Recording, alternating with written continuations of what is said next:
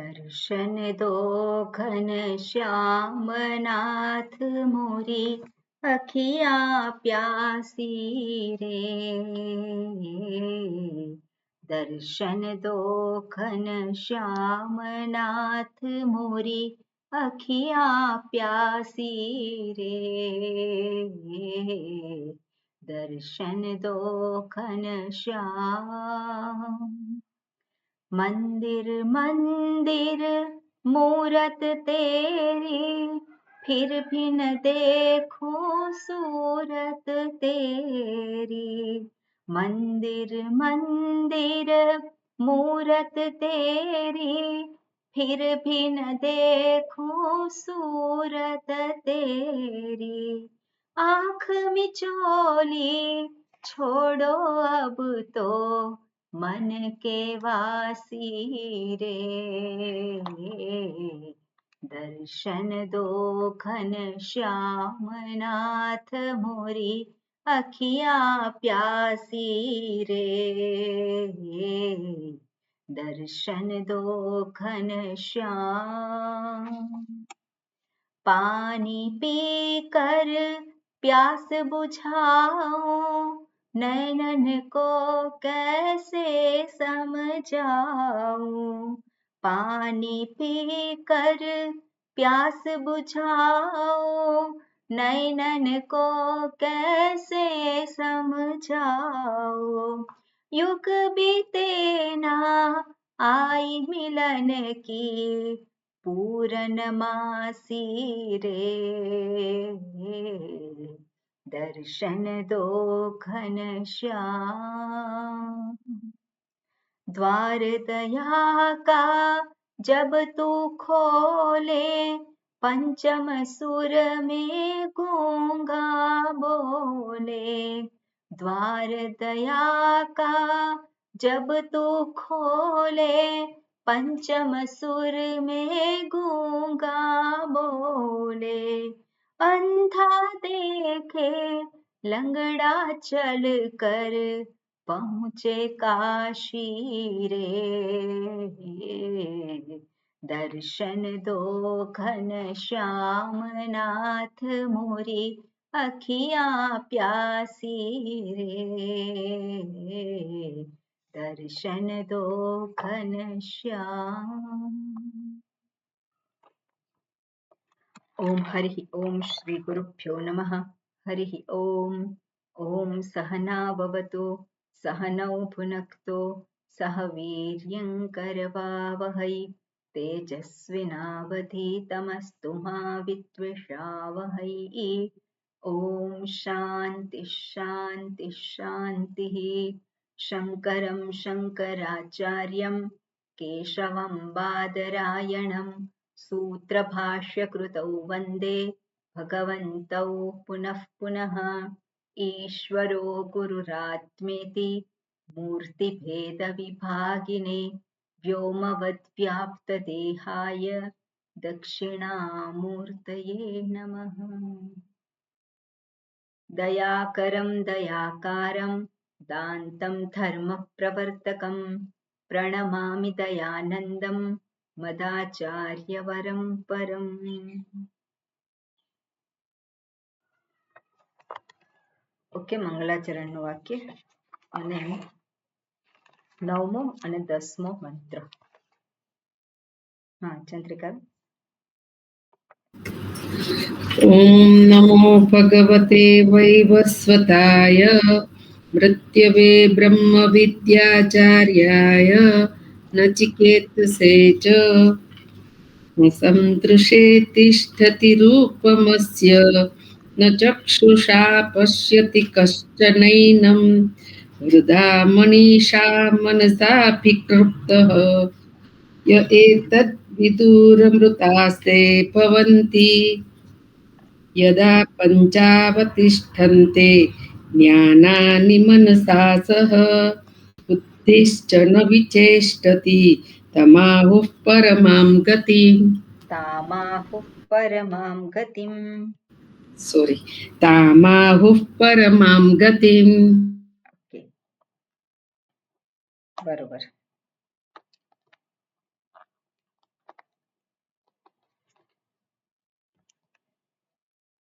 આપણે ગઈકાલે જોઈ રહ્યા હતા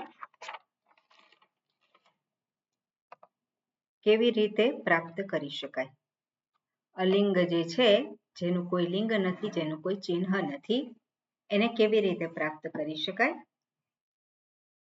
અને એ દર્શાવતા કહ્યું કે એનું કોઈ રૂપ નથી, એટલા માટે ઇન્દ્રિયોનો એ વિષય બની શકે નહીં.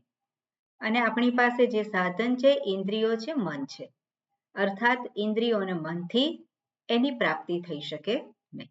ઇન્દ્રિયોને મનથી જે પ્રાપ્તિ થાય એ હુંથી જે જુદું હોય એની જ પ્રાપ્તિ થાય. અને અહીંયા જે વાત કરે છે અલિંગ, તો અલિંગ એ કોણ છે? આપણે કહીએ પરમાત્મા. પણ પરમાત્મા એ જ હું છું. એટલે અલિંગ જે હું, એની પ્રાપ્તિ ઇન્દ્રિયો અને મનથી થઈ શકે નહીં, બુદ્ધિથી થઈ શકે નહીં. તો પછી કેવી રીતે પ્રાપ્તિ થાય? કેવી રીતે પ્રાપ્તિ થાય? તો કહ્યું હોય કે હૃદા મનીષા મનસા વિક્લુપ્ત. એની પ્રાપ્તિ કરવા માટે શું છે? બુદ્ધિની જરૂર છે. પણ બુદ્ધિ કેવી જરૂરી છે? તો બુદ્ધિમાં કોઈ પ્રકારના સંકલ્પ વિકલ્પ નથી, પણ એક નિશ્ચય થયેલો છે. અને નિશ્ચય થયેલો છે શેના વિશેનો? એટલે ગઈકાલે આપણે જોયું હતું, મુમુક્ષુ એ જિજ્ઞાસુ બન્યો છે. જિજ્ઞાસુ બન્યો છે એનો અર્થ શું છે? કે મારે જે જોઈએ છે, જે હુંને ઓળખવો છે, અથવા તો જે પરમાત્માને ઓળખવા છે, એની પ્રાપ્તિ જાણીને જ થઈ શકે. જ્ઞાન દ્વારા જ એની પ્રાપ્તિ થઈ શકે. એટલે જ્ઞાતુમ ઈચ્છુઃ જિજ્ઞાસુ. જિજ્ઞાસુ શબ્દનો અર્થ શું થાય? જેને જાણવાની ઈચ્છા છે તે. એટલે એને એ સ્પષ્ટ થઈ ગયું છે, બીજી કોઈ રીતે અલિંગની પ્રાપ્તિ થઈ શકે નહીં, સિવાય કે એના વિશેનું જ્ઞાન. એટલે જ્ઞાન સિવાય મુક્તિ નથી. એનો અર્થ શું થાય? જ્ઞાન સિવાય મુક્તિ નથી, તો જ્ઞાન સિવાય બીજું શું છે? તો જ્ઞાન સિવાય બીજું જે છે કર્મ છે. બરાબર ને? જ્ઞાન સિવાય બીજું શું છે? કર્મ છે. અને કર્મ જે છે, તો કર્મ તો આપણે આખો દિવસ કરીએ છીએ કે નહીં? કર્મ શું છે? આપણું મોટા ભાગનું જે જીવન છે શેમાં વ્યતીત થાય છે? એ તો કર્મમાં વ્યતીત થાય છે. તો એ જે જીવન જે આપણે જીવીએ છીએ, જે કર્મમય છે, તો એનાથી મુક્તિ પ્રાપ્ત થઈ શકે નહીં. બરાબર ને? કરવાથી મુક્તિ પ્રાપ્ત ના થાય, જાણવાથી જ મુક્તિ પ્રાપ્ત થાય. કેમ? કારણ કે હું મુક્ત જ છું. હું જો મુક્ત જ છું અને છતાં પણ એ મુક્તિ મારાથી દૂર છે, તો ત્યાં અવરોધક પરિબળ શું છે? અજ્ઞાન છે. અને અજ્ઞાનની નિવૃત્તિ જ્ઞાનથી થાય. અને જ્ઞાન એટલે ત્યાં કર્મ. જ્ઞાનને કર્મ કહેવાય નહીં. એટલે જ્ઞાનથી મુક્તિ છે. એનો અર્થ છે કર્મથી મુક્તિ નથી. એનો અર્થ છે કે આખો દિવસ હું જે કંઈ કરું છું, એટલે એનાથી મુક્તિ પ્રાપ્ત થઈ જાય એવું થાય નહીં. થાય કે હું કર્યા જ કરું અને એક દિવસ મુક્ત થઈ જઈશ, એવું છે? એવું ના થાય. તો કરવું એ નકામું છે? કરવું એ નકામું નથી. કઈ રીતે નકામું નથી?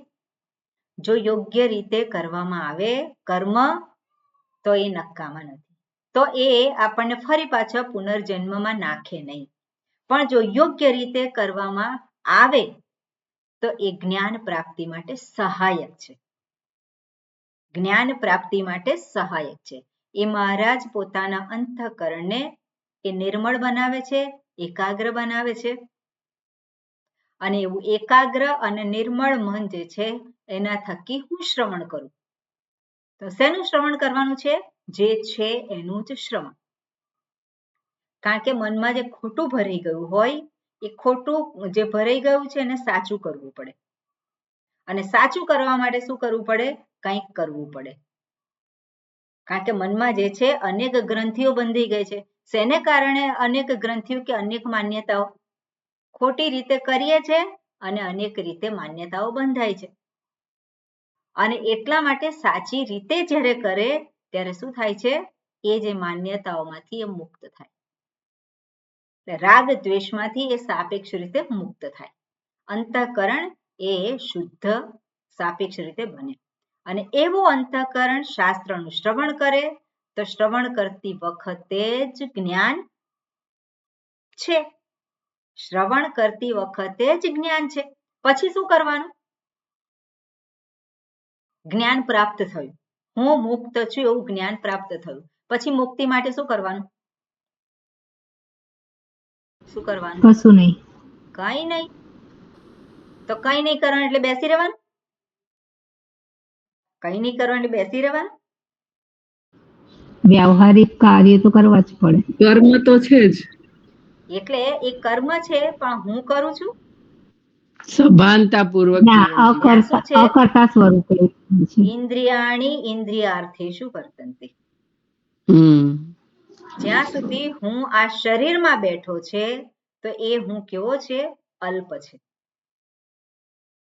અને એ અલ્પતાની અનુભૂતિ થાય છે એટલા માટે અલ્પતા જોઈતી નથી અને પૂરી કરવા માટે ત્યાં શું કરે છે? પ્રયત્ન કરે છે, કર્મ કરે છે. પણ એવી રીતે એ અલ્પતાની પૂર્તિ થઈ શકે નહીં. પૂર્ણતાની પ્રાપ્તિ માટે કર્મ થકી એ થઈ શકે નહીં. અને એટલે જ્ઞાન પ્રાપ્ત થયા પછી શું કરવાનું? તો ત્યાં કાંઈ કરવાનું નથી.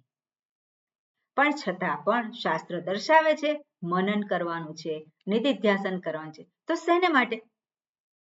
તો મનન જે છે શાસ્ત્ર પાસેથી જ્ઞાન પ્રાપ્ત કર્યું પણ એ જ્ઞાનમાં હજુ પણ મને વિશ્વાસ નથી. હજુ પણ હું જે પોતે માનું છું એ જ મને સાચું દેખાય છે. મારી માન્યતા છે એ જ મારા માટે સાચી છે. તો ત્યાં શું કરવાનું? ફરી પાછું શ્રવણ કરવાનું, ફરી પાછું ત્યાં મનન કરવાનું. એટલે શાસ્ત્ર અને મારી માન્યતા, શાસ્ત્ર અને મારો અનુભવ, શાસ્ત્ર અને મારી જે કંઈ સમજદારી છે. એટલે મારી સમજદારી અને શાસ્ત્રની સમજદારી એમાં કોઈ ભેદ ના હોય. અને ત્યારે એ જ્ઞાન જે છે કેવું થયું? સંશય વગરનું, કોઈ પણ પ્રકારની શંકા વગરનું એ જ્ઞાન થયું. અને શંકા વગરનું જ્ઞાન અહમ મુક્ત, અહમ પરિપૂર્ણ, અહમ સત સ્વરૂપ. તો જ્યારે એ શબ્દો બોલાય અને ત્યારે શું થાય? પેલું ડોકું આમ થાય. હા, સાચી વાત છે. એ શું થાય? એની પાસે કોઈ વિકલ્પ ના રહે. તે શું થયું? એ સ્પષ્ટ જ્ઞાન થયું. જે શાસ્ત્ર કહે છે એ જ જ્ઞાન શું થયું? મને આત્મસાત થયું. અને આત્મસાત થયું એ વસ્તુ હું જોઉં. જેવી રીતે આપણે જોઈએ કે આ શું છે? આ નજર સમક્ષ છે, આ કોઈ વસ્તુ છે. શું છે? પેન છે. તો પેન છે સામે દેખાય છે કે નહીં? તો પેનનું દર્શન થાય છે. કેવી રીતે દર્શન થાય છે? આ ચક્ષુરેન્દ્રિયથી પેનનું દર્શન થાય છે. તો એ જ્ઞાન કેવું છે? સ્પષ્ટ છે કે અસ્પષ્ટ છે? તો આપણે શું કહીએ? સ્પષ્ટ છે. અત્યારે તમે શબ્દો સાંભળો છો તે સ્પષ્ટ છે કે અસ્પષ્ટ છે? તે કેવા છે? સ્પષ્ટ છે. કેમ? કારણ કે પ્રમાણ અને પ્રમેય બંનેનો જે વ્યવહાર થયો અને ત્યાં શું છે? એ જ્ઞાન તો ત્યાં છે જ, એનું ભાન થયું જ છે. એ જ રીતે શાસ્ત્રના શબ્દો અને હું જેને હું જાણવા માંગુ છું એ કોણ છે? જે પ્રમેય અને પ્રમાણ. તો એ બંનેના દ્વારા શું છે? દર્શન થાય છે. એટલે હુંનું દર્શન. પણ દર્શન એટલે ઇન્દ્રિયોનો વિષય નથી.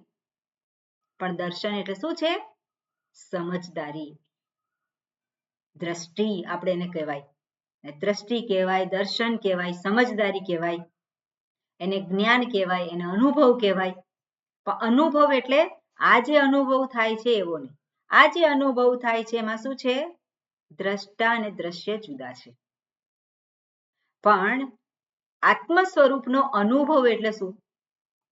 આ પેનનો અનુભવ થાય છે એવો કહી શકીએ? એવો ના કહી શકીએ. આત્મ સ્વરૂપનો અનુભવ જે હું છું જ એનો કયો અનુભવ? અનુભવ એટલે જ્ઞાન. આપણે જેવી રીતે કહીએ આ શું છે? તો કે પેન છે. હવે અનુભવ છે કે જ્ઞાન છે? આ પેન છે એવું જ્યારે કહીએ તો અનુભવ કહેવાય કે જ્ઞાન કહેવાય?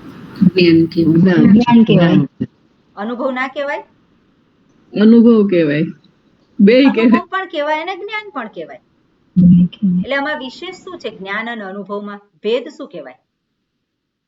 જ્યારે આપણે જોઈએ ત્યારે આનો અનુભવ છે કે નહીં? હા, અનુભવ છે એટલે જ અનુભવ જ્ઞાન છે. કહેવાય કે નહીં એનો? અને જ્ઞાન કહેવાય કે નહીં? હા. એટલે જ્ઞાન અને અનુભવ બંને એક જ કહેવાય. હમ. એટલે હુંના સ્વરૂપનું ભાન થયું. તો જેને હું જાણવા માંગુ છું એ હું પોતે જ છું. તો આ પેનની જેમ જ્ઞાન નથી થતું. ત્યાં તો શું છે? હું પોતે છું જ. એટલે જે વિષય જેને આપણે કહીએ એ વિષય હું પોતે જ છું. દ્રશ્ય અને દ્રષ્ટા બંને કેવા છે? એક જ છે. એક જ છે. અને જ્ઞાન કો, અનુભવ કો, એટલે અનુભૂતિ. શાસ્ત્ર શબ્દ પ્રયોગ કરતા હોય અનુભૂતિ, પણ અનુભૂતિ એટલે આપણે ઇન્દ્રિયોથી આ વસ્તુને ગ્રહણ કરીએ છીએ એવો અનુભૂતિ નહીં, એવું જ્ઞાન નહીં. પણ કેવું છે? હું પોતે જ છું. અને એ સમજદારી, એ જ્ઞાન, અને એ પ્રાપ્ત થયું. અને એમાં કોઈ શંકા નથી, એમાં કોઈ પ્રકારનું ત્યાં કોઈ પણ પ્રકારનું મારા તરફથી એટલે કે મારી બુદ્ધિ તરફથી કોઈ પણ પ્રકારનો સ્વીકાર કરવામાં અવરોધ નથી. શું છે? એનો સ્વીકાર સહજ છે. અને આવો જે સ્વીકાર છે, કોઈનું માઇક ચાલુ રાખે છે, આવો જે સ્વીકાર છે, તો એ સ્વીકાર શું છે? ત્યાં મને સ્પષ્ટ એ વસ્તુ દેખાય છે.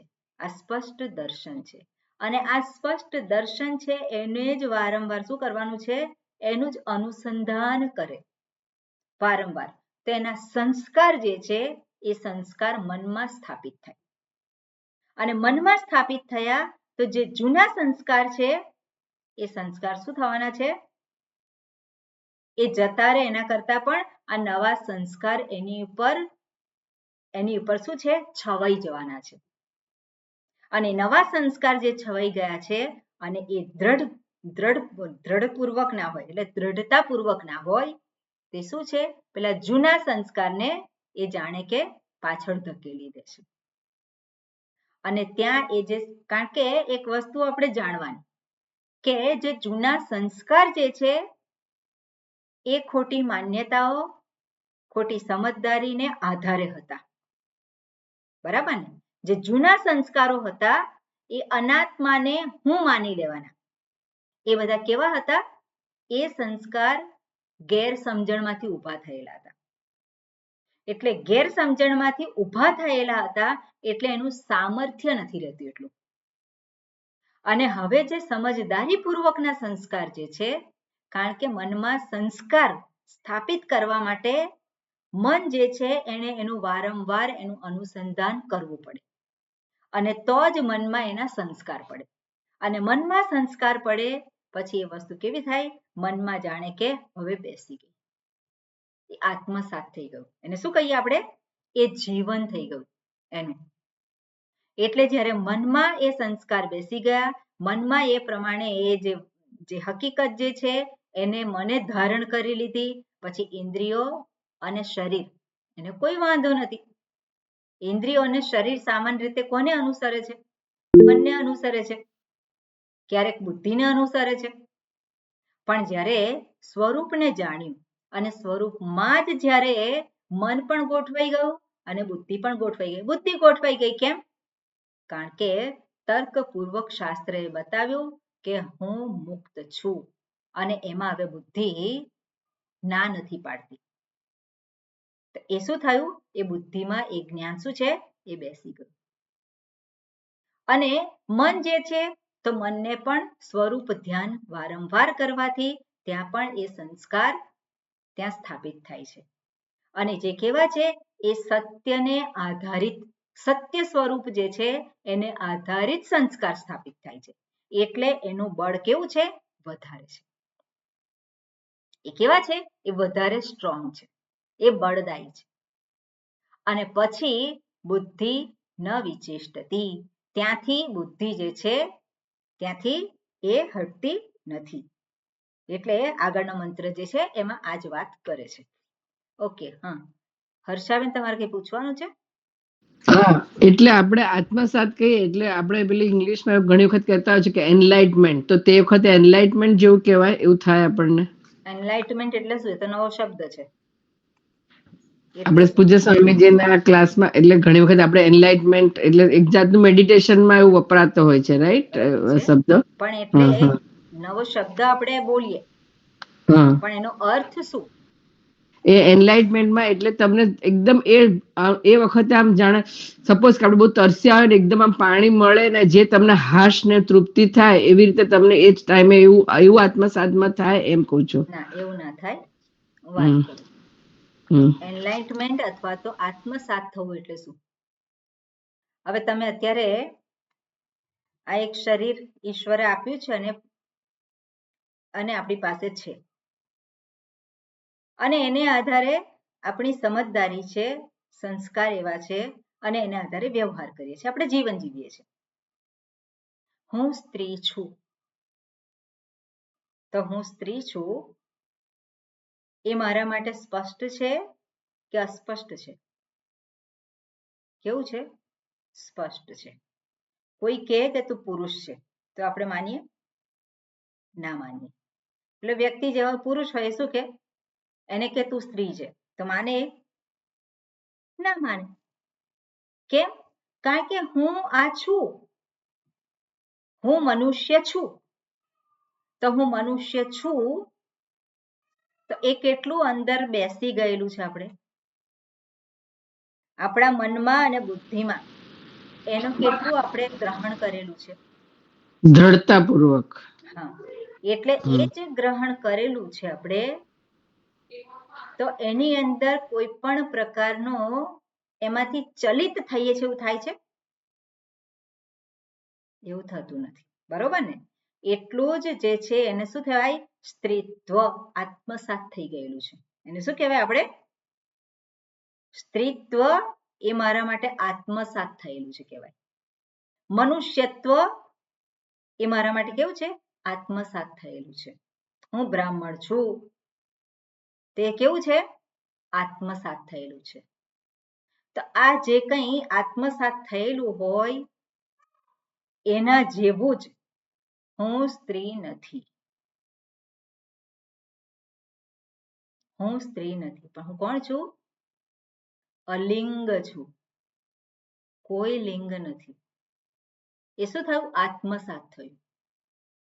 હું પૂર્ણ છું એ આત્મસાત થયું. આત્મસાત થયું, એનલાઇટમેન્ટ થયું એટલે શું થયું? થયું શું? કઈ થયું ખરું? કઈ થયું નથી. જે હકીકત જે છે એને ધારણ કરી છે. એટલે આત્મસાત, આત્મ સાક્ષાત્કાર બધા કહેતા હોય તો એટલે શું છે? પણ એ કોઈ અનુભવ છે? કોઈ વિશેષ અનુભવ નથી. જે હકીકત છે એને જ આપણે મન ઉપર ધારણ કરી, બુદ્ધિમાં એ વસ્તુને લાવ્યા, હકીકતને જ સામે લાવ્યા, તેને આત્મસાત કર્યું કહેવાય. બરાબર ને? હું મુક્ત છું એ આત્મસાત થયું. કેવું? એટલા માટે તત્વબોધમાં આવે છે અહમ સ્ત્રી, અહમ બ્રાહ્મણો, હમ શૂદ્રો, હમ જે છેલ્લે છેલ્લે આવે છે એમાં, પણ એના એ જે સ્પષ્ટ છે એટલું જ એનાથી વિરુદ્ધનું સ્પષ્ટ છે. ના હમ બ્રાહ્મણ, ન સ્ત્રી, ન વૈશ્ય, ન શૂદ્ર, પરંતુ અહમ સચ્ચિદાનંદ સ્વરૂપ. એ શું થયું? જ્યારે આવા પ્રકારના ઉદ્ગાર હોય, આ પ્રકારની સમજદારી હોય, તે શું થયું? આત્મસાત થયું છે. બરોબર? એટલે આ જે છે આ સમજદારીમાં એ પેલો એમાં રહેલો છે અને આ રીતે એ દર્શાવે છે.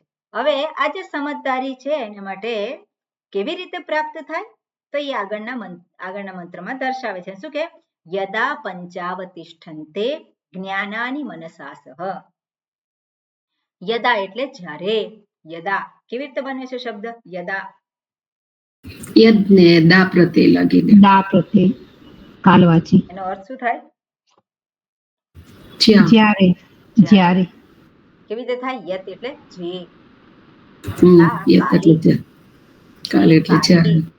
જે સમયે, પણ આપણે સામાન્ય રીતે શું કહીએ? જ્યારે.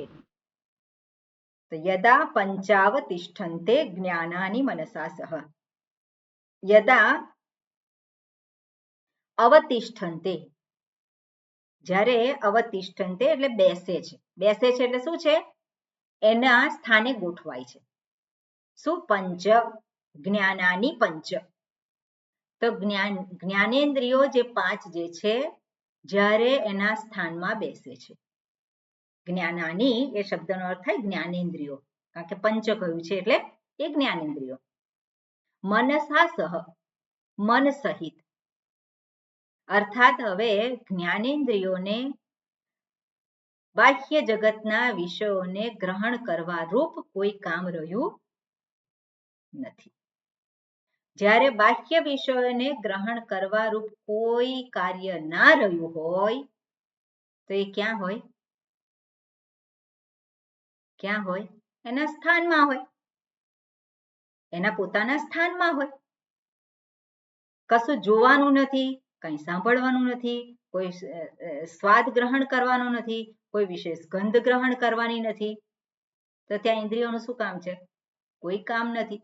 તો કામ નથી તો ક્યાં છે? એના પોતાના સ્થાનમાં છે, પોતાના સ્થાનમાં છે. અને મનસા સહ, મન પણ એના સ્થાનમાં છે, એટલે મન પણ ભટકતું નથી. મન ભટકતું નથી એટલે શું છે? મન બાહ્ય વિષયોમાં જતું નથી. ક્યાં તો ઇન્દ્રિયો મનને લઈ જાય અથવા તો મન ઇન્દ્રિયોને લઈ જાય. મનમાં વિચાર આવે અને ઇન્દ્રિયોને દોડાવે, અથવા સામે જોયું અને મનને દોડાવે. બરાબર, બંને રીતે થતું હોય છે. તો એ જે પ્રવૃત્તિ છે એ કેવી થઈ ગઈ છે? બંધ થઈ ગઈ. તો ક્યાં બેઠો છે પેલો? જે વ્યક્તિ છે એ બાહ્ય જગતમાં ભટકતો નથી. એનો અર્થ શું થયો? હવે આ બાહ્ય જગત એના કામનું નથી. ક્યારે ભટકે નહીં એ પણ જોવાનું આપણે. ક્યારે ભટકે નહીં? આ બાહ્ય જગત મારે જે જોઈએ છે એ આપે નહીં, એમ નથી, એટલે એમાંથી એ મુક્ત થઈ ગયો. પણ મારે જે જોઈએ છે એ તો હું પોતે જ છું. હું પોતે છું જ, અને એ હકીકતને જાણી તો પછી આ ઇન્દ્રિયોનું શું કામ? ઇન્દ્રિય તો બાહ્ય વસ્તુને, અને બાહ્ય વસ્તુઓ શેને માટે? શેને માટે? એનું કોઈ કાર્ય નથી. સુખી થવા માટે એનું કોઈ કાર્ય નથી. જીવન જીવવા માટે એની જરૂરી છે, જીવન જીવવા માટે એની જરૂરિયાત છે, પણ સુખી થવા માટે આ બાહ્ય જગતનું કોઈ કામ નથી. દુઃખી થવા માટે છે? પેલા થાય હું દુઃખી થઉં તો પછી બાહ્ય જગતમાં ભટકું, એવું છે? આ પોતાના સ્વરૂપને ઓળખી લીધું, પૂર્ણ સ્વરૂપને, તો ત્યાં ક્યાં દુઃખ છે? અહમ પરિપૂર્ણ, અહમ સુખ સ્વરૂપ, તો ક્યાં દુઃખ છે? દુઃખ જોઈએ છે ને? કોઈને દુઃખ જોઈતું નથી, અને દુઃખ છે નહીં. તો ઇન્દ્રિયોનું કોઈ કાર્ય રહેતું નથી, નથી મનનું રહેતું કે નથી ઇન્દ્રિયોનું કાર્ય રહેતું. એટલે કે છે યદા પંચાવતિષ્ઠન્તે જ્ઞાનાની મનસા સહ બુદ્ધિશ્ચન વિચેષ્ટતી. બુદ્ધિ છે એ પણ ચલાયમાન થતી, એનું પણ કોઈ કામ નથી. બુદ્ધિ હંમેશા કંઈક નિર્ણય કરવા માટે પ્રવૃત્ત થતી હોય. એનું કામ શું છે? નિશ્ચય કરવાનો. તો હવે તો નિશ્ચય થઈ ગયો, નિશ્ચય છે થઈ ગયો છે. હવે કયો નિશ્ચય કરવાનો બાકી છે? કોઈ નિશ્ચય કરવાનો બાકી નથી. નિશ્ચય જે કરવાનો હતો એ શાસ્ત્ર જે પ્રમાણ છે એના થકી નિશ્ચય થઈ ગયો છે. એટલે બુદ્ધિ પણ ત્યાં એનું પણ કોઈ કાર્ય રહેતું નથી. અને તામ આહુહુ, તામ ગતિમ પરમામ, તામ પરમામ ગતિમ આહુહુ, એને પરમ ગતિ કહેવામાં આવે છે. એને પરમ ગતિ છે એવું કહે છે. આહુહુ. બરાબર, આ પ્રમાણે મંત્રનો અર્થ થયો. ઓકે, હવે આપણે ભાષ્ય જોઈએ. બરોબર,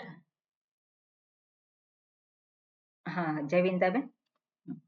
યદા યસ્મિન કાલે યદા યસ્મિન કાલે સ્વવિષયેભ્યઃ સ્વવિષયેભ્યઃ નિવર્તિતાની આત્મનિ એવ નિવર્તિતાની આત્મની એવ પંચજ્ઞાનાની પંચજ્ઞાનાની જ્ઞાનાર્થત્વાत् જ્ઞાનાર્થત્વાत् શ્રોત્રાદીની ઇન્દ્રિયાણી શ્રોત્રાદીની ઇન્દ્રિયાણી જ્ઞાનાની ઉચ્યન્તે જ્ઞાનાની ઉચ્યન્તે અવતિષ્ઠન્તે અવતિષ્ઠન્તે સહ મનસા યદ અનુગતાની સહ મનસા યદ અનુગતાની તેન તેન સંકલ્પાદિ વ્યાવૃત્તેન અંતઃકરણેન સંકલ્પાદિ વ્યાવૃત્તેન અંતકરણેન બુદ્ધિશ્ચ બુદ્ધિશ્ચ અધ્યવસાય લક્ષણા અધ્યવસાય લક્ષણા ન વિચેષ્ટતે ન વિચેષ્ટતિ સ્વવ્યાપારેષુ ન વિચેષ્ટતે સ્વવ્યાપારેષુ ન વિચેષ્ટતે ન વ્યાપ્રિયતે ન વ્યાપ્રિયતે તામાહુઃ તામાહુઃ પરમામ ગતિમ. પરમામ ગતિમ. ઓકે, બરોબર. શું કહે છે? યદા યસ્મિન કાલે. યદા શબ્દ મંત્રમાં આપ્યો છે અને એનો અર્થ આપ્યો ભગવાન ભાષ્યકારે. શું છે? યદા એટલે યસ્મિન કાલે. તો દા પ્રત્યય છે સપ્તમી અર્થે આપણે કહીએ છીએ. સપ્તમી અર્થે દા, કાલે દા જ્યારે કહીએ છીએ તો સપ્તમી વિભક્તિને લાગે છે. તો યદ શબ્દની સપ્તમી વિભક્તિ શું થાય? યસ્મિન. એટલે ભગવાન ભાષ્યકારે સીધું એ જ આપી દીધું છે. યદા એટલે યસ્મિન કાલે સ્વવિષયેભ્યઃ નિવર્તિતાની. સ્વવિષયેભ્યઃ પોતાના વિષયોમાંથી. કઈ વિભક્તિ છે? સ્વવિષયેભ્યઃ પંચમી પંચમી. એટલે સ્વવિષયેભ્યઃ નિવર્તિતાની. નિવર્તિતાની એટલે શું છે? ત્યાંથી નિવૃત્ત થયેલી. પોતાના વિષયોમાંથી નિવૃત્ત થયેલ. શું છે? આત્મની એવ નિવૃત્તિ થયેલ અને આત્મામાં જ. શું આત્મામાં જ? પંચ જ્ઞાનાની. એટલે કે છે પંચ જ્ઞાનાની, પાંચ જ્ઞાનાની. જ્ઞાનમ જ્ઞાને જ્ઞાનાની. હવે જ્ઞાનાની કયું છે? તો જ્ઞાનાની એટલે શું છે? તો ભગવાન ભાષ્યકાર શું કહે છે? જ્ઞાનાર્થત્વાત શ્રોત્રાદીની ઇન્દ્રિયાણી જ્ઞાનાની ઇતિ ઉચ્યન્તે. એનો અર્થ શું આપ્યો? કે જ્ઞાનાની જે કહ્યું છે, જ્ઞાનાની એટલે શું છે? જ્ઞાનાર્થત્વાત, જ્ઞાનને માટે. પંચમી વિભક્તિ, આ હેતુથી. જ્ઞાનાર્થત્વાત શ્રોત્રાદીની ઇન્દ્રિયાણી, જે જ્ઞાન પ્રાપ્ત કરનાર હોયને, જે જ્ઞાનેન્દ્રિયો છે એને અહીંયા જ્ઞાનાની કહ્યું છે.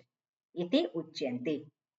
એટલે પંચ જ્ઞાનાની જે જ્ઞાનેન્દ્રિયો છે આત્મની એવ અવતિષ્ઠન્તે. ક્યાં રહે છે? હવે આત્મની એવ પોતાના આત્મામાં.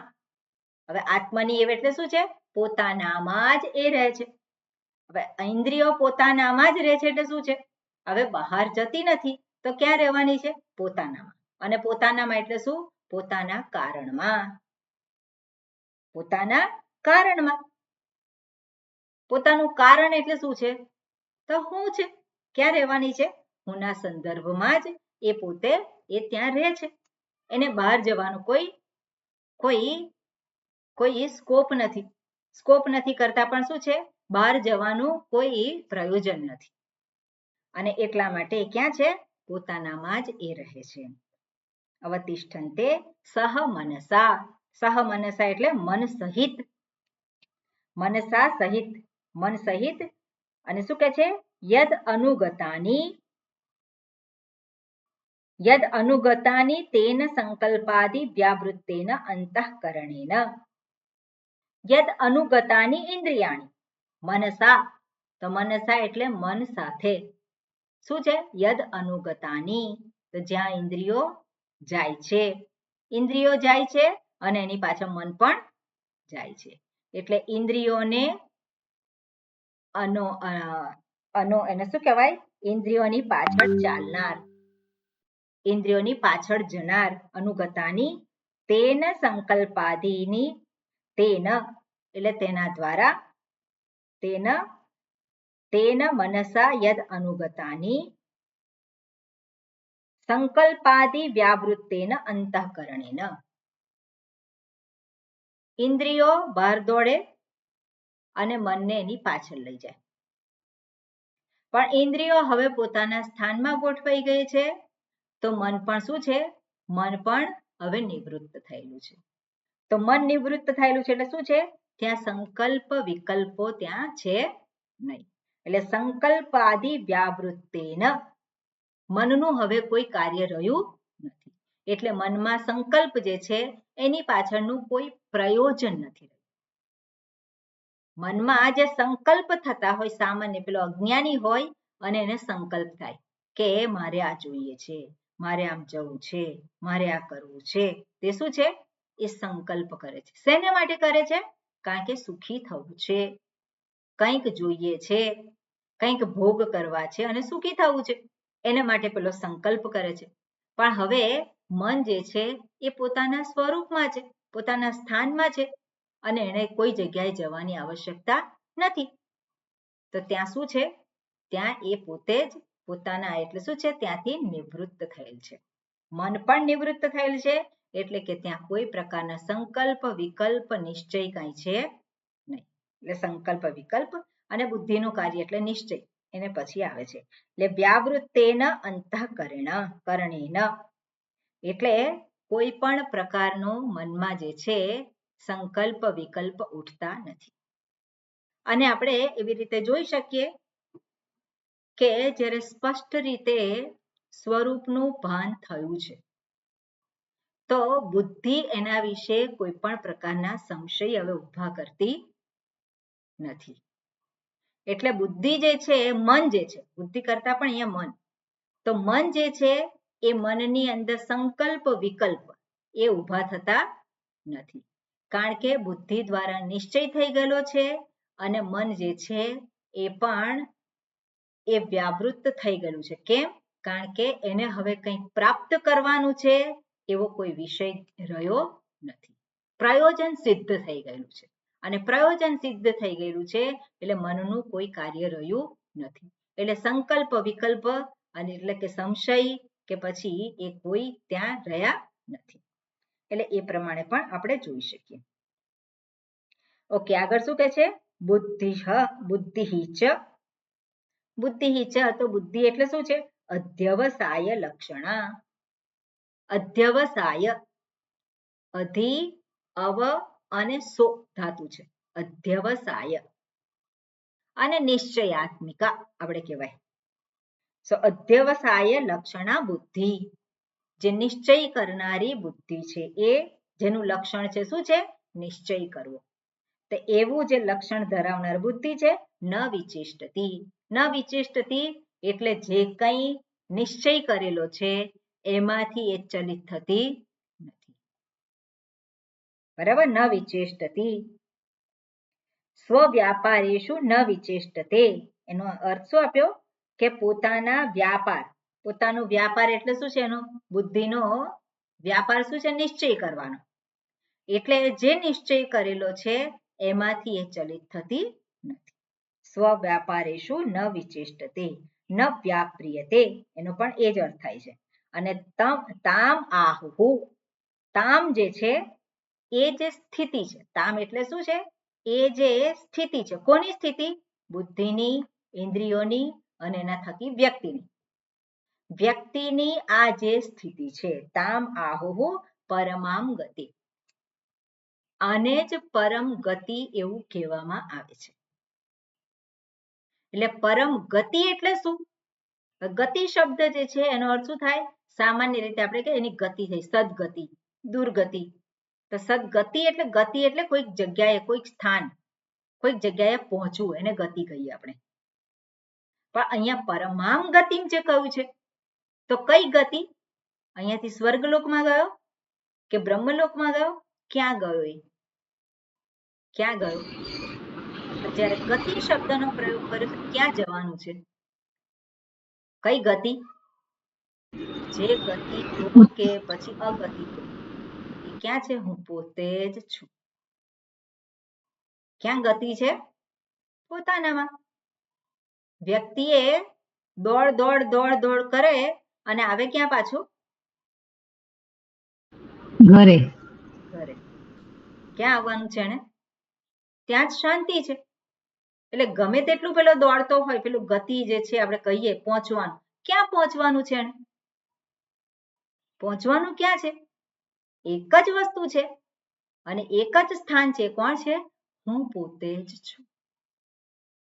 જ્યાં સુધી આપણે હુંને ન ઓળખીએ ત્યાં સુધી આપણે બહાર જ ફાંફા માર્યા કરીએ અને બહાર ફાંફા મારીએ એટલે એ વસ્તુ જે છે ક્યાં તો કોઈક દેશમાં હોય, કોઈક સ્થાનમાં હોય, કોઈ સત્તા રૂપે કોઈક શું કહેવાય કે એનું સ્થાન અથવા તો કોઈ સ્ટેટસ આપણે કહીએ તો એ બધું જે છે એ પ્રાપ્ત કરવા રૂપ છે.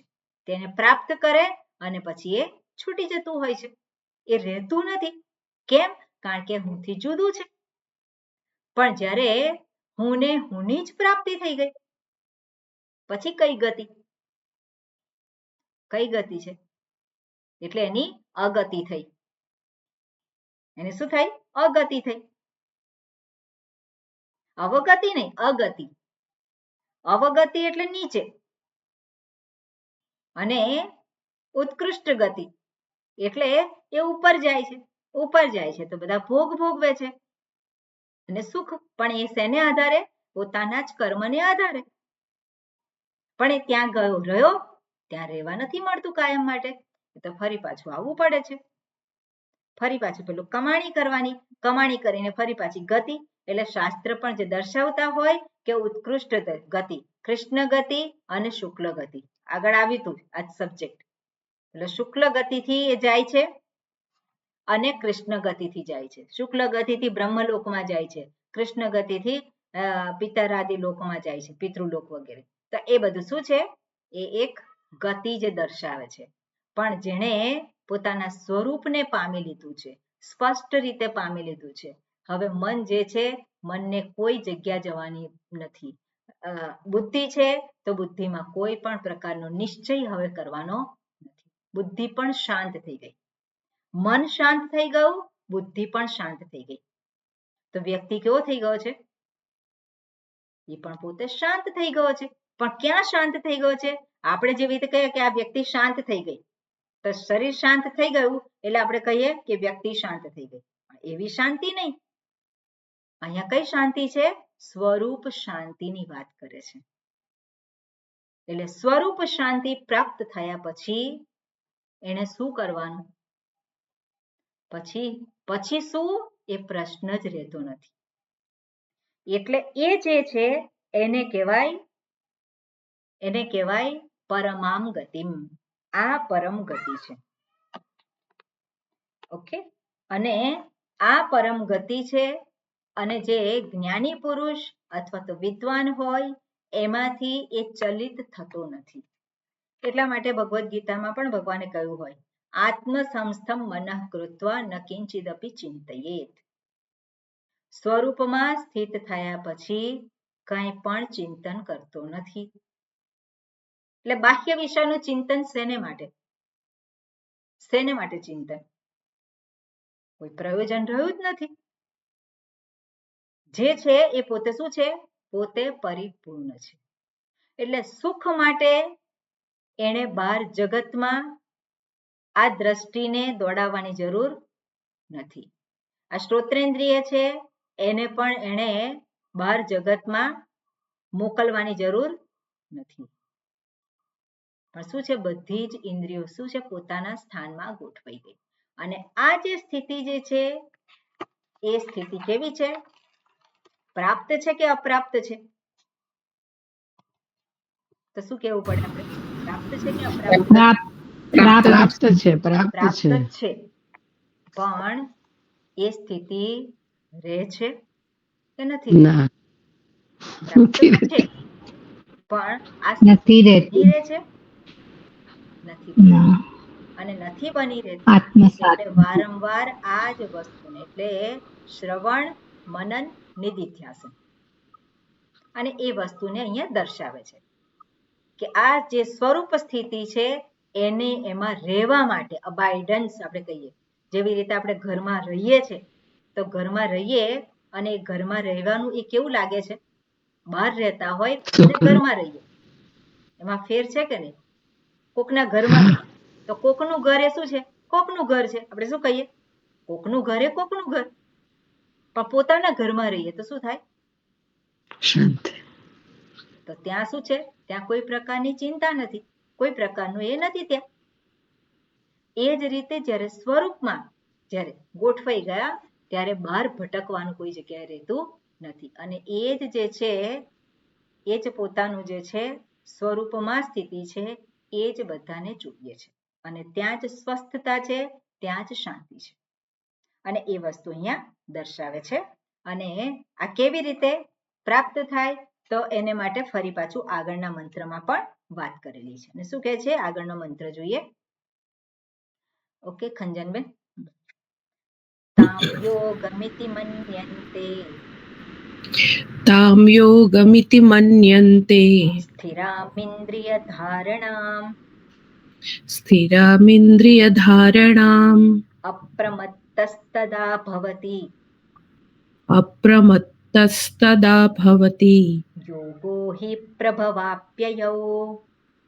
યોગો હિ પ્રભવાપ્યયૌ ઓકે માં શું કહે છે તામ યોગમ ઇતિ મન્યન્તે એ જે યોગ જે આગળ વાત કરી સ્વરૂપ સ્થિતિની વાત કરી એ સ્વરૂપ સ્થિતિ જે છે એ તામ એ જે સ્થિતિ છે ને યોગમ ઇતિ મન્યન્તે એને જ યોગ એવું કહેવામાં આવે છે કયા પ્રકારનો યોગ સ્થિરામ ઇન્દ્રિય ધારણામ આ યોગ છે કયા પ્રકારનો છે તો કે સ્થિરામ ઇન્દ્રિયાણામ ઇન્દ્રિયોનું સ્થિર થવું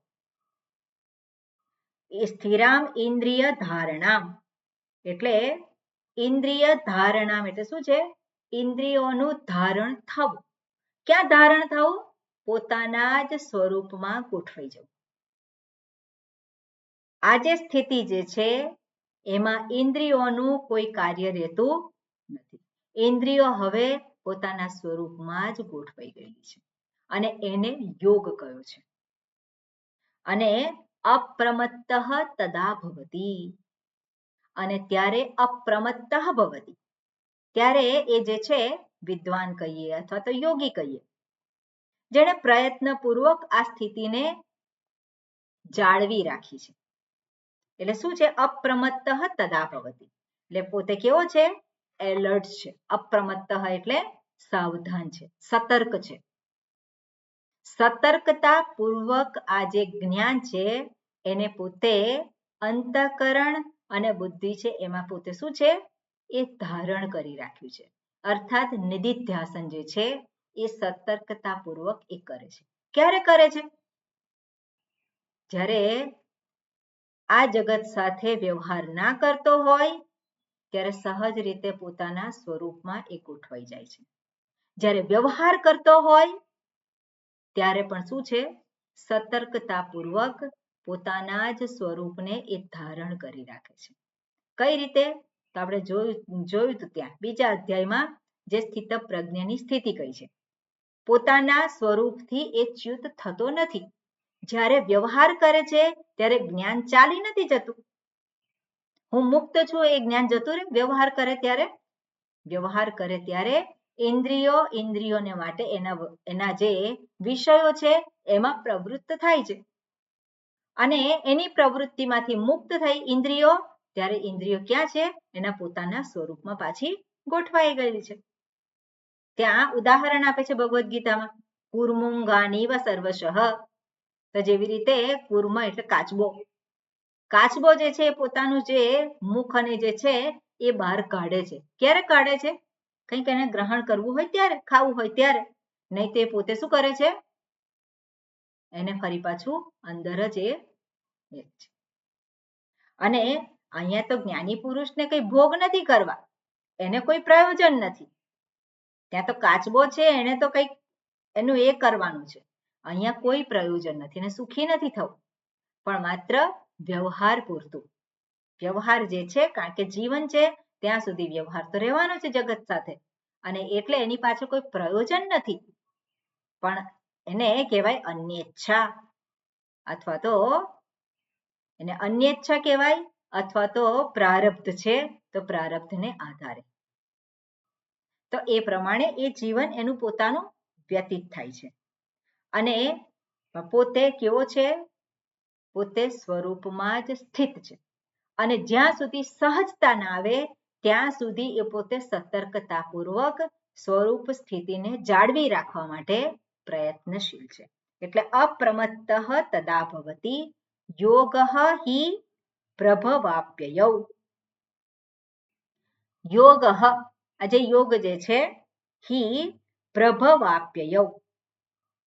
તો પ્રભવ અને અપ્યય. પ્રભવ એટલે ઉત્પન્ન થવું, અને અપ્યય એટલે જતું રહેવું, એનો નાશ થવો.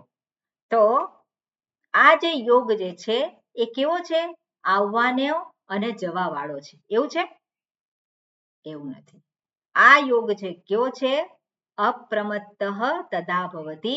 જે આવે છે અને જાય છે એમાંથી એ ચલિત થતો નથી, એવા યોગમાં એ સ્થિત છે.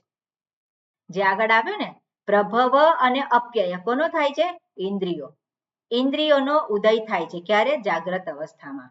અને એનો લય થાય છે અપ્યય, એટલે લય થાય છે ક્યારે થાય છે? સુષુપ્તિ અવસ્થામાં. તો ઉદય અને અસ્ત કોનો થાય છે? ઇન્દ્રિયોનો થાય છે. પણ ઇન્દ્રિયોનો થાય છે, હુંનો થતો નથી. એટલે ઇન્દ્રિયોનો ઉદય જાગ્રત અવસ્થામાં થાય અને સુષુપ્તિ અવસ્થામાં લય થાય, ત્યારે પણ આ યોગમાં પોતે કેવો છે? સ્થિર છે. એને ઇન્દ્રિયોની સ્થિતિ જોડે કોઈ મતલબ નથી. જાગ્રત અવસ્થામાં છે ત્યારે ઇન્દ્રિયો એ પોતાના વિષયોમાં એ જાય છે, અને ફરી પાછી સુષુપ્તિમાં શાંત થઈ જાય છે. પણ એનું પોતાનું જ્ઞાન જે છે એ એનો ઉદય કે અસ્ત થતો નથી. એટલે પોતાની સ્થિતિમાંથી એ ચ્યુત થતો નથી. અને એ વસ્તુ અહીંયા કે છે. બરોબર. જો ત્યાં એલર્ટનેસ ના હોય, જો સતર્કતા ના હોય, તો આ જે સ્થિતિ છે કેવી થાય? આવનારી ને જનારી, એ રીતે પણ આપણે લઈ શકીએ. આ જે એની સ્થિતિ છે કેવી થાય? કે જ્યારે પોતાના સ્વરૂપમાં સ્થિત છે ત્યારે શું છે? આ એક સ્થિતિ એને પ્રાપ્ત થઈ, અને જ્યારે આંખો ખોલી જગતને જોયું એટલે આ સ્થિતિ જતી રહી. તો આ સ્થિતિનો ઉદય અને અસ્ત થાય. પણ જો સતર્કતાપૂર્વક જીવન જીવે અને આ દ્રષ્ટિને જ બનાવી રાખે હંમેશા, તો એ શું છે? એ પોતે એ જ સ્થિતિમાં રહે છે. ઓકે, આ પ્રમાણે કહે છે. બરોબર, આગળ છે ભાષ્યમાં છીએ આપણે. હા રેખાબેન. તામ ઈદૃશીમ તદ અવસ્થામ. તામ ઈદૃશીમ તદ અવસ્થામ યોગમ ઇતિ મન્યન્તે. યોગમ ઇતિ મન્યન્તે. વિયોગમ એવ સંતમ. વિયોગમ એવ સંતમ. સર્વ અનર્થ સંયોગ વિયોગ લક્ષણા હિ ઇયમ અવસ્થા યોગિનઃ. સર્વાન અર્થ સંયોગ સર્વ અનર્થ સંયોગ વિયોગ લક્ષણા હિ અયમ અવસ્થા ઇયમ અવસ્થા. પછી આગળ શું છે? યોગિનઃ. ઓકે, યોગિનઃ. ઓકે, હવે દર્શાવે છે, શું કહે છે? તામ જે દર્શાવે છે, તો તામ એટલે જે આગળના મંત્રમાં જે દર્શાવી હતી એ સ્થિતિની વાત કરે છે. તામ ઈદૃશીમ એટલે આ પ્રકારની, ઈદૃશીમ તદ અવસ્થામ તે અવસ્થા, તમ અવસ્થામ, તદ અવસ્થામ એટલે શું? તમ અવસ્થામ. તો જે અવસ્થા જે દર્શાવી હતી, સ્થિરામ ઇન્દ્રિય ધારણામ મનઃ ન વિચેષ્ટતિ, એ જે આગળના મંત્રમાં દર્શાવી હતી એને શું કહેવાય છે? યોગમ ઇતિ મન્યન્તે. એને જ યોગ કહેવામાં આવે છે. અને આ જે યોગ છે કયા પ્રકારનો છે? તો યોગ શબ્દનો અર્થ આપે છે ભગવાન ભાષ્યકાર. વિયોગમ એવ સંતમ. આ જે યોગ છે કેવો છે? વિયોગમ એવ સંતમ. વિયોગને જ યોગ કહેવામાં આવે છે. એટલે વિયોગ એટલે શું છે? હવે વિયોગ થયો છે એનો. શેનો વિયોગ? વિયોગ ક્યાંથી થયો છે? બાહ્ય જગતમાંથી વિયોગ થયો છે. જે પોતે નથી એનાથી વિયોગ થયો છે. એટલે જ ભગવદ્ ગીતામાં યોગ શબ્દનો અર્થ આપ્યો છે ભગવાને. એની વ્યાખ્યા કરી છે 3 જગ્યાએ. સમત્વમ યોગ ઉચ્યતે એક વખત કહ્યું છે બીજા અધ્યાયમાં. બીજું છે કુશલમ યોગ કર્મસુ કૌશલમ. તો કર્મમાં કુશળતા એને યોગ કહ્યું છે. 6ઠા અધ્યાયમાં ભગવાન યોગની વ્યાખ્યા કરે છે. દુઃખ સંયોગ વિયોગ યોગ. યોગ એટલે શું છે? દુઃખ સંયોગ વિયોગ. વિયોગ યોગ. શું કહ્યું છે? વિયોગ યોગ. વિયોગ એટલે શું છે? છૂટું પડવું. વિયોગ એટલે છૂટું પડવું. પણ વિયોગ ક્યારે હોય? જ્યારે સંયોગ થયો હોય. સંયોગ વગર વિયોગ ના હોય. એટલે સંયોગનો વિયોગ. હવે શેનો સંયોગ થયો છે? દુઃખ સંયોગ. દુઃખ સંયોગ વિયોગ યોગ. તો દુઃખની સાથે જે સંયોગ થયો છે એ સંયોગનો વિયોગ એને શું કહેવામાં આવે? યોગ. તો અહીંયા પણ એ જ વસ્તુ કહી છે. જે હું નથી એનો વિયોગ. ઇન્દ્રિયો એના ક્ષેત્રમાં જાય છે. પણ હવે ઇન્દ્રિયોને એના ક્ષેત્રમાં જવાની કોઈ આવશ્યકતા નથી રહી. એટલે શું થયું? વિયોગ થઈ ગયો. મનને પણ કોઈ કામ નથી. કયું કામ છે? માત્ર પોતાના સ્વરૂપમાં જ સ્થિત રહેવાનું છે. એટલે મનનું જે કાર્ય જે છે બાહ્ય જગત સાથે નથી. ઇન્દ્રિયોનું પણ કોઈ કાર્ય રહ્યું નથી. બધાનું જે પ્રયોજન છે એ સિદ્ધ થઈ ગયું. જે પ્રયોજન અર્થે પ્રાપ્ત થયેલી ઇન્દ્રિયો, મન, બુદ્ધિ એ પ્રયોજન એનું સિદ્ધ થઈ ગયું. શેના માટે ઇન્દ્રિયો પ્રાપ્ત થયેલી છે? આ બાહ્ય જગતને ભોગવવા માટે, બાહ્ય જગતને ઓળખવા માટે, એને માટે જ પ્રાપ્ત થયેલી છે. એને માટે જ નથી પ્રાપ્ત થયેલી, પણ એના દ્વારા એ સાધન રૂપ છે. એટલે એ સાધન રૂપ છે. તો સાધન રૂપ એ સાધનતા ક્યારે સિદ્ધ થાય?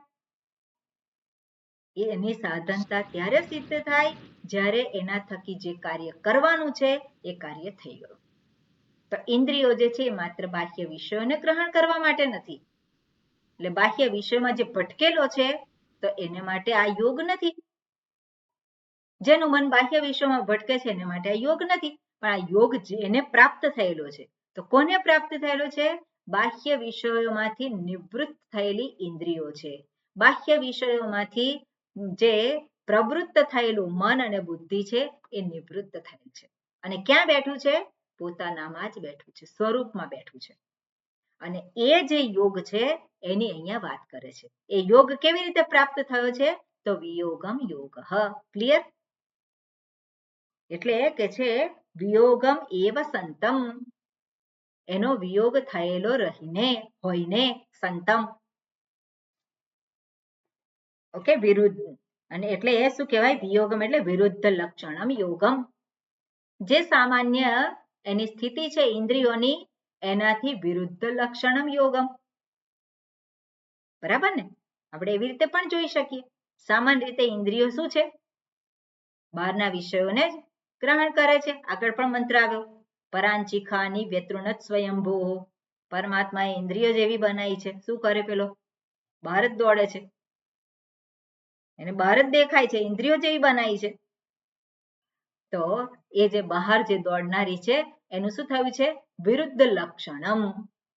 હવે એનું લક્ષણ બદલાઈ ગયું. હવે એ જતી નથી. ક્યાં છે? હવે પોતાનામાં જ રહે છે. એટલે આવો જે યોગ છે એ.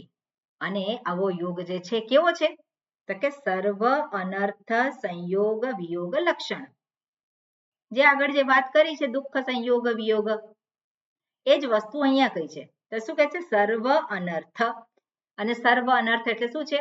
અનર્થ શબ્દનો અર્થ શું છે? કે જે અનિચ્છનીય છે તે. અનિષ્ટ આપણે કહીએ. જે કંઈ મારા માટે ઈચ્છનીય નથી એને શું કહેવાય? અનર્થ. મારા માટે ઈચ્છનીય શું છે? સુખ છે. ઈચ્છનીય શું છે? સુખ છે. અને સ્વરૂપ સુખ પ્રાપ્ત કરી લીધું પછી કયો અનર્થ? કોઈ છે અનર્થ? કોઈ અનર્થ નથી. એટલે સર્વ અનર્થ સંયોગ વિયોગ. પહેલા એનો સંયોગ થયેલો હતો. કેમ સંયોગ થયો હતો? કારણ કે જાણતો નહોતો સ્વરૂપને, અને એટલે એનો સંયોગ થયેલો હતો. પણ જ્યારે સ્વરૂપને જાણ્યું એટલે શું છે? એનો વિયોગ થઈ ગયો. એટલે સર્વ અનર્થ સંયોગ વિયોગ લક્ષણા હિ ઇયમ અવસ્થા યોગિનઃ. બધા જ અનર્થનો સંયોગ અને એ સંયોગથી વિયોગ થયેલો છે એવું લક્ષણ, એ પ્રમાણેનું જે લક્ષણ જે છે એ જ હિ ઇયમ અવસ્થા, એ જ આ અવસ્થા છે. અને યોગિનઃ, કોની અવસ્થા છે? યોગિનઃ, યોગીની અવસ્થા છે. બરાબર ને? આપણી અવસ્થા છે કે નહીં? યોગીની અવસ્થા છે. તો આપણી અવસ્થા ન હોય તો શું કરવાનું છે? એ અવસ્થાને આપણે પ્રાપ્ત કરવાની છે. એટલે ઇન્દ્રિયોને ભટકવા દઈએ તો આ અવસ્થા પ્રાપ્ત થાય નહીં. મનને ગમે ત્યાં ભટકવા દઈએ, મને જ્યાં ગમે છે હરું છું ફરું છું, તો એ ભટકવાનો જ છે. બરાબર ને? મને જ્યાં ગમે છે. શું ગમે છે? વિચાર કરવાનો. શું ગમે છે? ગમે છે શું? સુખ ગમે છે. સુખ ગમે છે તો એ ત્યાંથી સુખ મળે છે. એ સુખ તો કેવું છે? વિચાર કરવાનું છે. એ સુખ રહેતું નથી, એ તો જતું રહે છે. બરાબર ને? એ વિચાર તો કરવો પડે ને, તો પરમ સુખ જે પરમ ગતિ છે એને પ્રાપ્ત કરે.